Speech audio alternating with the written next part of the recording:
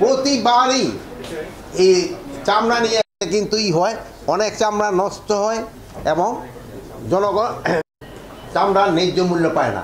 এই চামড়ার ন্যায্য মূল্যটা কিন্তু একটা লোক গরিবের হক, চামড়াটা কিন্তু দিয়ে দেওয়া হয় বিভিন্ন মাদ্রাসা, এরা এতিমখানা এরা নেয়, কিন্তু তারা এই ন্যায্য মূল্যটা পায় না। এইটার যেন ন্যায্য মূল্য পায় এই জন্য একটা ব্যবস্থা নেওয়া হয়েছে। এই ব্যাপারে আমাদের প্রশাসক মহোদয় হয়তো আপনাদের একটু ডিটেল বলবেন। তারপরে একটা হয়েছিল, আমরা এবার খুব চেষ্টা করতেছিলাম হাসিলটা কমানো যায় কিনা, আমি এবার হাসিলটা কমানো যায় কিনা। ওনাদের সাথে আমরা বসছি, ওনাকে আমরা রিকোয়েস্ট করছি যে হাসিলটা যেহেতু 5% হাসিল আমার মনে অনেক বেশি, এই জন্য আমরা চেষ্টা করতেছিলাম।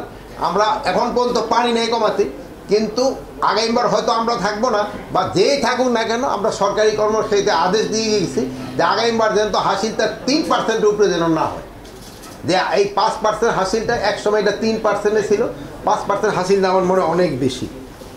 তারপর আরেকটা আলোচনা হয়েছে গরুর হাটের ব্যাপারে। এবার মিলে মনে 20টা হাটের ব্যবস্থা করা হচ্ছে এবং 20টা হাটেই যেন সার্বিক নিরাপত্তা ঠিকঠাক থাকে এবং গরুর হাটগুলিতে যেমন গরুর চিকিৎসকরাও থাকবে, যেহেতু অসুস্থ গরু যেন এখানে বিক্রি না হয়, প্লাস আমাদের নর্মাল যারা ডাক্তার মানুষ এরাও থাকবে, যেহেতু অনেক সময় এই গরুর হাটে যারা আনে গরুর নামানো থাকে তারাও কিন্তু আহত ঠাহত হয়, তাদেরও যেন একটা চিকিৎসার ব্যবস্থা থাকে। আর একটা জিনিস বলা হয়েছে, এই গরুর যে গাড়ি এইগুলি আসবে ট্রাকগুলি, এগুলি কোনো অবস্থায় রাস্তায় নামানো যাবে না।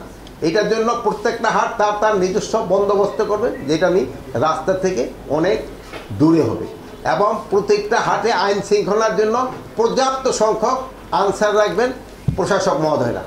ওনারা আর যারা ওই থাকে ওই হাসি আনার জন্য যারা রাখে ওইটা কী বলে ওইগুলি ভলান্টিয়ার, ওইগুলি সাধারণত হাসির জন্য, কিন্তু আইন শৃঙ্খলার জন্য রাখবেন প্রশাসক মহোদয় আনসার। আরেকটা হলো বজ্র ব্যবস্থাপনা।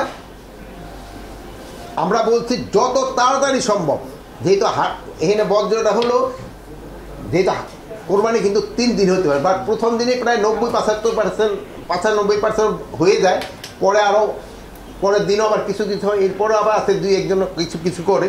এই বর্জ্যগুলি যেন যত তাড়াতাড়ি সম্ভব, তো প্রশাসক মহোদয়রা আমাদের আশ্বাস করছেন যে তারা 12 ঘন্টার ভিতরেই মোটামুটি এইটা ক্লিন করে পারবে, এবং এইটা যদি করা যায়, এবং এই জন্য তারা সব ধরনের প্রস্তুতি নিয়ে রাখছে। সেই জন্য আমরা প্রশাসক মহোদয়কে ধন্যবাদ দিই, তবে অ্যাডভান্স দিয়ে দিলাম, আর যদি করার পরে আরেকবার 2বার দিব। আর একটা হলো ট্রাফিক।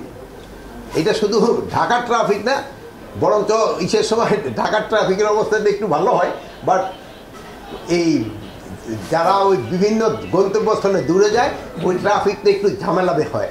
আর এবার যেহেতু আরও বেশি হওয়ার, যেহেতু একদিক দিয়ে হলো যাবে, আরেক দিক দিয়ে আবার গরুর আসবে, অন্যান্য সময় বাসটা নামাই দিয়ে দৌড়ে তাড়াতাড়ি কেন, এইবার কিন্তু হবে না। এই জন্য যেন ট্রাফিকটা ভালো থাকে এই জন্য ইনস্ট্রাকশন দেওয়া হয়েছে।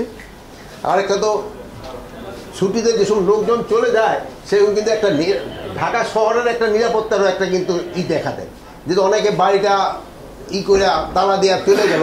এই জন্য তো আমাদের বাহিনীগুলি তো সজাগ থাকবেই, প্লাস আমরা প্রশাসক মহোদয়কে অনুরোধ করছি জনগণকে যেন সচেতন করে দেওয়া, তারাও গেলে যেন প্রপারভাবে রেখে যায়।